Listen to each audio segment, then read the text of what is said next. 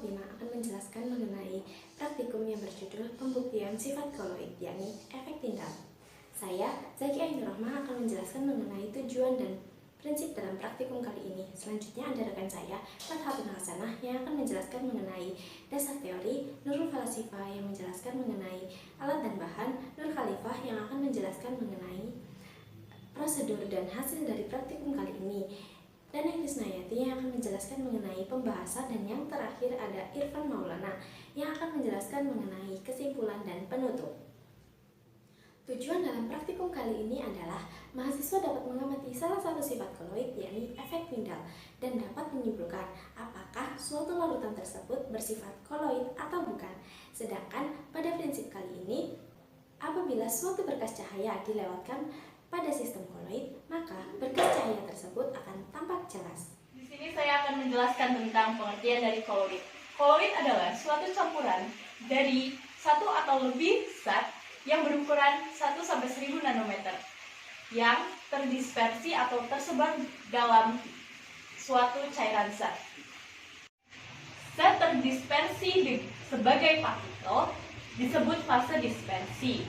Zat yang menjadi medium pendispersi disebut fase pendispersi.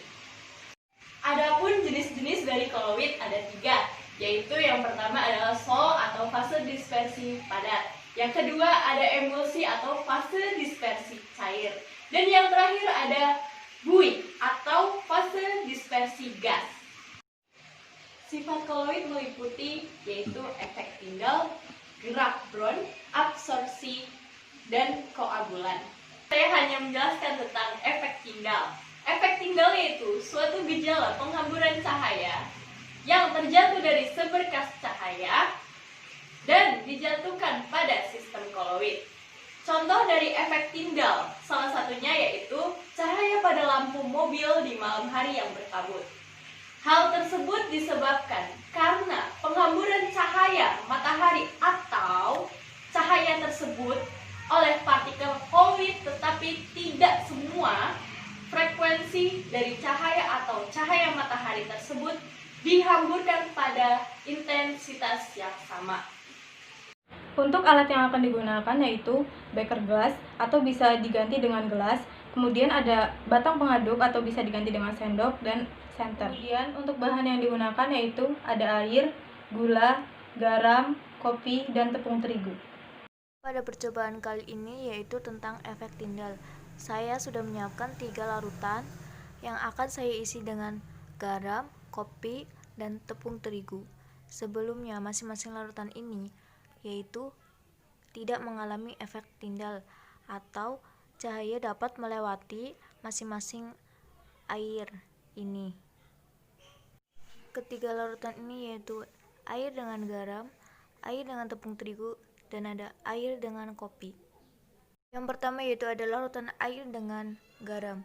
Larutan ini dapat lihat bahwa cahaya yang dipantulkan dapat menembus ke belakang. Mari kita letakkan sendok pada bagian belakang gelas ini.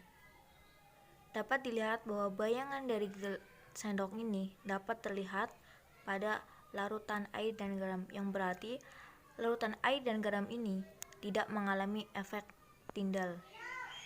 Yang kedua yaitu ada larutan air dengan tepung terigu. Dapat dilihat bahwa larutan ini tidak dapat menembus cahaya ke belakang, yaitu cahaya mengalami penghamburan pada larutan air dengan tepung terigu ini. Mari kita letakkan sendok pada bagian belakang gelas. Dapat dilihat bahwa tidak terlihat bayangan dari sendok tersebut, yang berarti cahaya tidak menembus larutan air dengan tepung terigu ini. Berarti larutan ini mengalami efek tindal. Selanjutnya yaitu ada larutan air dengan kopi. Dapat dilihat bahwa cahaya yang dipantulkan tidak dapat tembus ke belakang, yang berarti cahaya ini mengalami penghamburan, yang berarti bahwa larutan kopi ini mengalami efek tindal. Coba kita letakkan sendok di belakangnya. Tidak terlihat bayangan dari sendok tersebut, berarti kopi ini mengalami efek tindal. Dari ketiga larutan tersebut dapat disimpulkan bahwa larutan yang mengalami efek tindal atau penghamburan cahaya yaitu pada larutan air dengan tepung terigu, larutan air dengan kopi. Sedangkan larutan air dengan garam tidak mengalami efek Tyndall. Pada praktikum kali ini dilakukan percobaan untuk mengetahui sifat-sifat koloid. Dari data kelompok yang kami peroleh, kami dapat menyimpulkan apakah larutan tersebut termasuk koloid atau bukan. Didapatkan dari larutan air dan garam, dapat diketahui bahwa larutan air dan garam sinar tersebut hanya berjalan lurus menembus larutan tanpa penghambatan saat melewati zat tersebut. Dan karena itu, larutan air dan garam merupakan larutan sejati.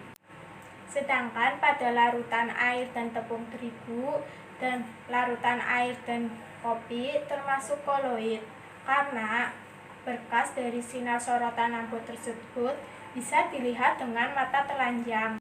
Efek Tyndall merupakan salah satu sifat koloid, dan di larutan tersebut terdapat efek Tyndall.